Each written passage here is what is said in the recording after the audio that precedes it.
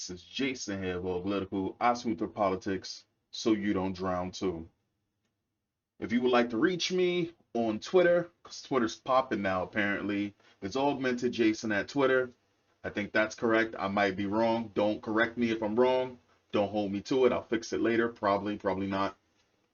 So this was a story that I wanted to cover a while ago, but I just did not have the proper timing. I actually wanted to do it um, I wanted to do it at my main station, record it at my main station because I swear, girl, my audio's better in the bedroom. I can perform better in the bedroom, but instead I'm on the move, so this is the reason why my audio probably sounds not as well as it could sound. If you guys ever wonder why sometimes my audio is off and on, that's the reason why. Sometimes I'm on the move. But this is something that I wanted to cover. So, without further ado, let's get into it. Monica Archer, New York City shelter worker, claims she was fired for warning of trans serial killer Marceline Harvey. Look at this shit. Monica Archer, a former caseworker at a Manhattan senior shelter, claims she was fired for alerting about twice convicted murderer Marceline Harvey. So twice convicted murderer, twice convicted. Why are they in a shelter? Why are they even in the public like that? So first and foremost, why are they even out of prison? That doesn't even make, okay. Manhattan, New York, an ex-caseworker at a Manhattan senior shelter alleges she was let go for warning that twice convicted murderer Marceline Harvey threatened her. This was despite the killer being accused of the gruesome murder of a former resident of George Daly House, Alphabet City. In a 16-page lawsuit filed on Monday, December 5th, Archer claimed that 83-year-old Harvey was allegedly permitted to reside at the short-term housing facility for seniors despite the warnings. So, I don't know what this is. Is it because this person's older that you think that they can't harm nobody? Evil doesn't have an age. I do kind of find it weird, right? That the ones who sit there, they talk about their age fluid, their gender fluid, their trans, X, Y, and Z, and they believe they could be whatever that they want to be, they can do whatever that they want to do. Why would you think that a person, just because of their age, twice convicted, wouldn't harm a person? Now, mind you, I'm guessing this is a trans woman, man, so allowed into a female's shelter. Now, granted, 83 years old is old, but evil is gonna do evil. Evil don't sleep. Evil doesn't age. Evil's evil.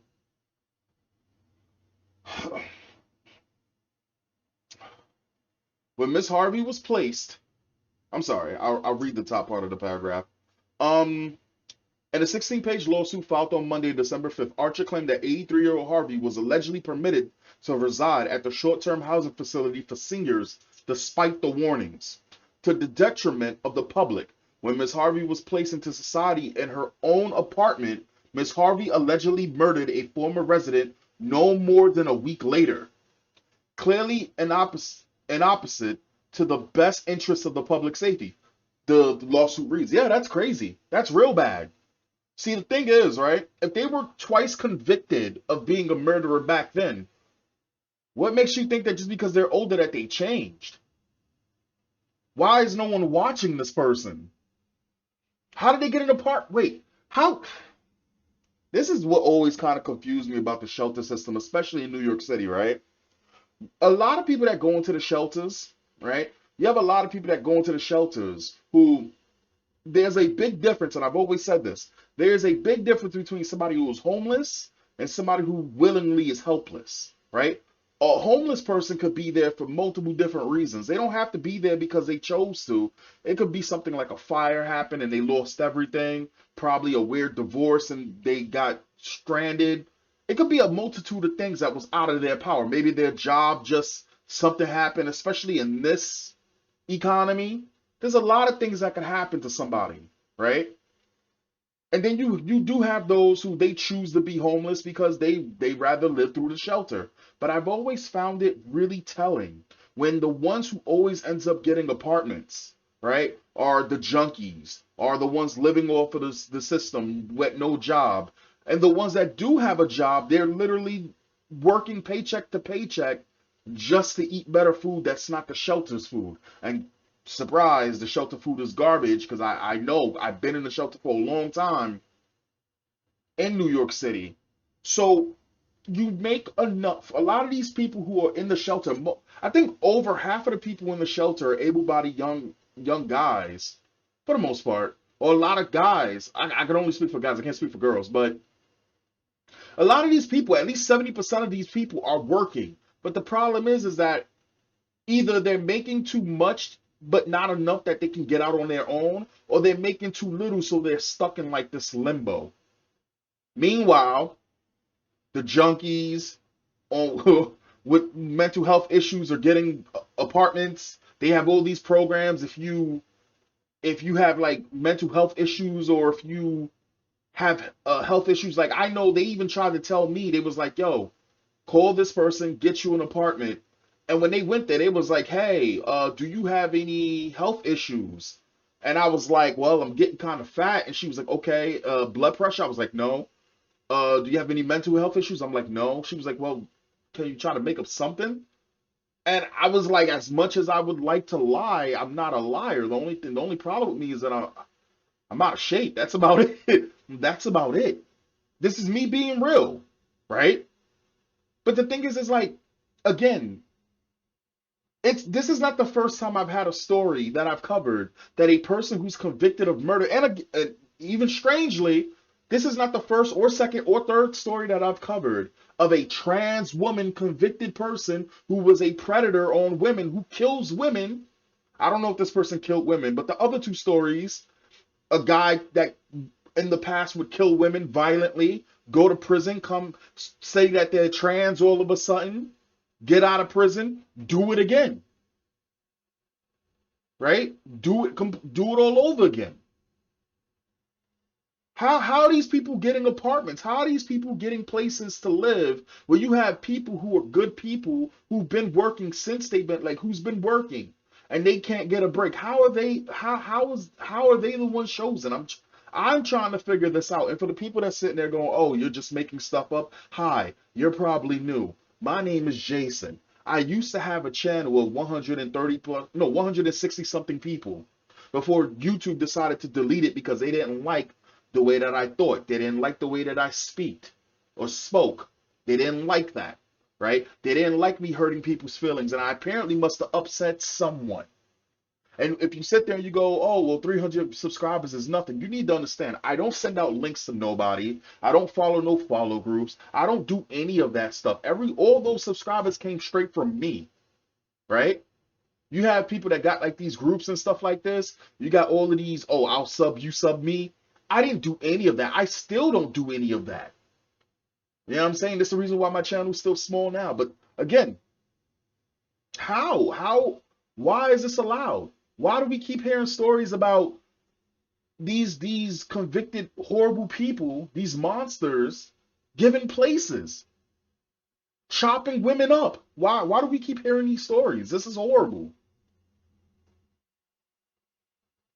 The lawsuit claims, I'm sorry, the lawsuit claims that the elderly ex-con, a transgender woman who sentenced to a lifetime of parole after serving 50 years in prison for the murder and dismemberment of two other women. Exactly what the hell I just said, right? They prey on women.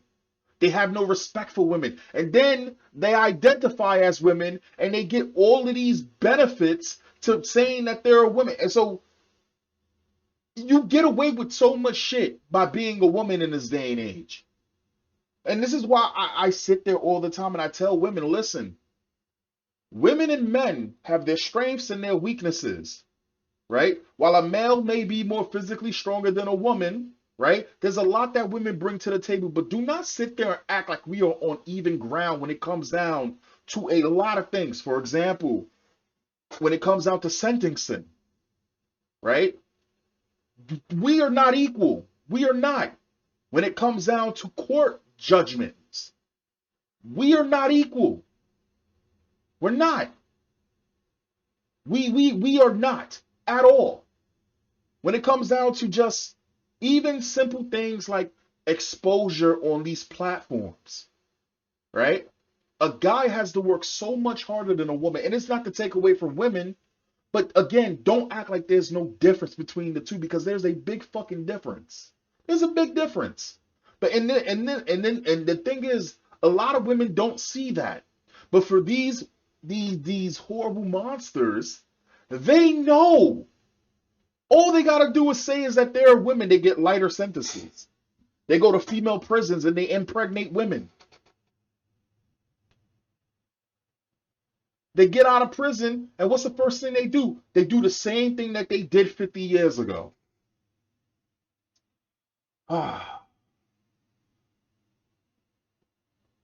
um, so after serving 50 years in prison for the murder and dismemberment of two other women, made constant threats to kill Archer and other staff members, and maintained a revolver at the shelter. Now, for people sitting there saying, "Oh, that's crazy. How could you have a gun in a shelter?" It's not news.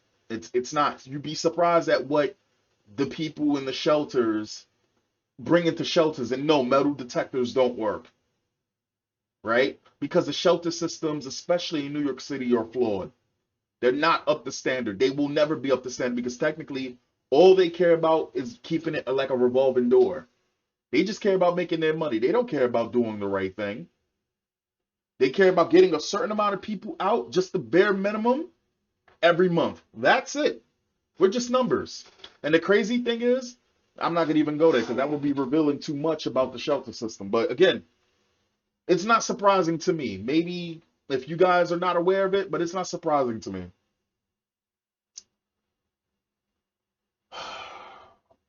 They maintained a revolver at the shelter. However, bosses kept allowing Harvey to live there despite knowing that why are they saying she? Despite knowing that Harvey had been accused and convicted of several murders, allegedly possessed a gun, and regularly threatened to kill staff members. And this is something that's in the shelter system, where they know that there's people who are mentally unwell, right? They know that there's mentally unwell people in the shelters, and they just ignore them. There's a lot of female staff members that be in the shelter system. They see men. I can only speak for men. I can't speak for women. But in the male shelters, they'll see a mentally ill person, right? And they'll say no notes. And the reason why is, because we're not psychiatrists, as they claim. They're not allowed to. They're not allowed to say how this person's acting. The only way that a person could be designated as mentally ill, right? Or as I say, you have people who are mentally challenged, and you got people who are mentally damaged, right? The mentally damaged, these are the people who are dangerous. These people are just allowed to do whatever the hell that they want, as long as they don't do nothing violent, right? And when they do something violent, everybody just sits there with a surprise face. I've seen it so many times in the shelter system when I was in it, right? Here's the thing. So you have these people who go inside of the shelter system, and they stay there for months, almost years, before they even have a psychiatric check, right? A psych check. And even then, they still get away with the observer, the person asking the questions, not knowing that these people are mental. It's the craziest shit I've ever seen, I've ever witnessed in my life.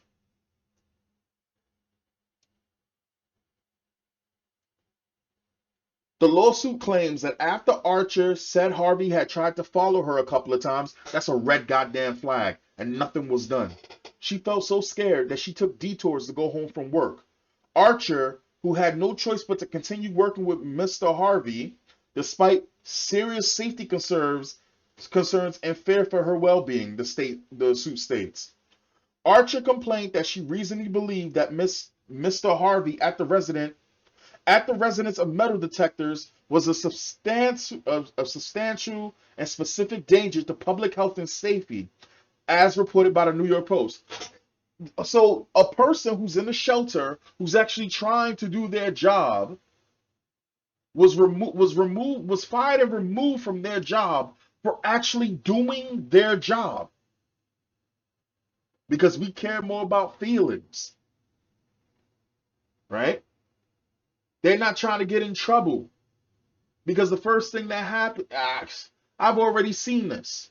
Again, these are just like, I'm not saying it to sound good. I'm speaking straight from experience.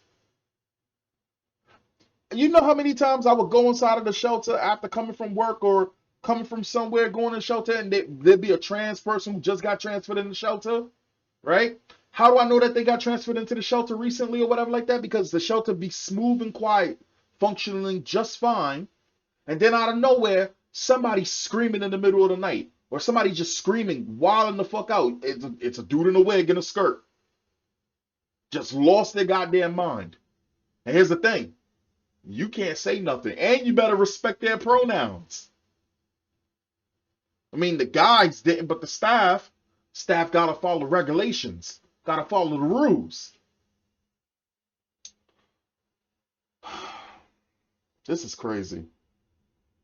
She told a supervisor that Harvey belonged in a more supporting setting, like a goddamn padded room, such as a facility for those with drug and mental health problems, since she thought it would be an appropriate setting for a serial killer who has issues that I can't address. 100%.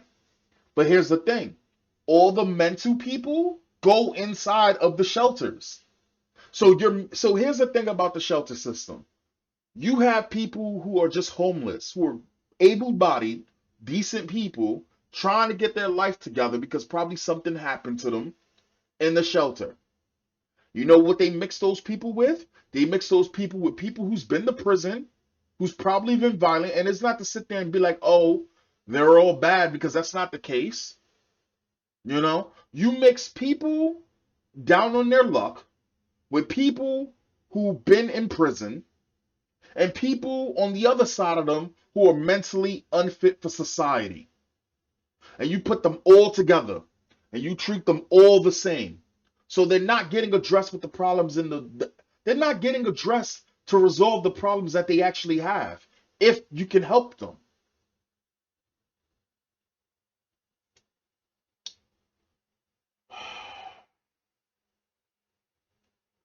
Like how do you how are you supposed to, as a staff worker at a shelter, how are you supposed to deal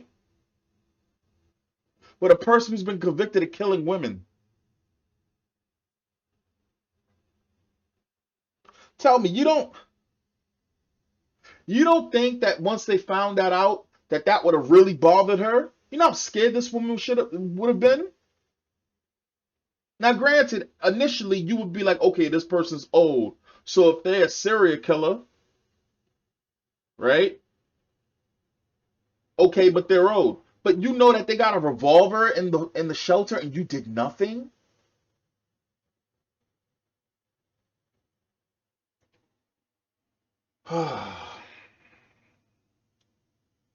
The Manhattan Supreme Court complaint states that after being given Harvey their own apartment by her employers, Harvey was accused of the murder and dismemberment of her friend a week later.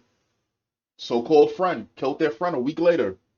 Her cries were ignored. However, the shelter released Miss Harvey into society to live by themselves, contrary to what defenders programs and plaintiffs recommended. Violating its own rules according to the lawsuit, it notes that this posed a great public safety risk. According to the lawsuit, Archer continued to express concern about safety issues and reported the faculty to the U.S. Occupational Safety and Health Administration. The lawsuit claims that her superiors subsequently took revenge on her, including assigning her to housekeeping tasks and forbidding her from working remotely. It came as no surprise to Archer when she learned in March that Harvey was accused of killing 68-year-old Susan Layden, whose remains were discovered scattered over Brooklyn. The lawsuit claimed, according to her lawsuit, 2 months later, Archer claims she was fired for initially raising the alarm. On May 24, she was placed on administrative leave without pay, and a week later, although they had no documentation, written or otherwise, was fired for insubordination. Ms. Archer was put in a position at work that no employee should face, her attorney, Jeffrey Reisman, told New York Post on Monday, December 5th, And I hope that she gets all of the, well, yeah, actually, no. She's getting money. She got money coming to her. She got money coming to her. And you know what you do? You know what you do, Archer, when you get that money? Get the fuck out of New York City. Get the fuck out of New York City. And don't look back. Let that shit burn.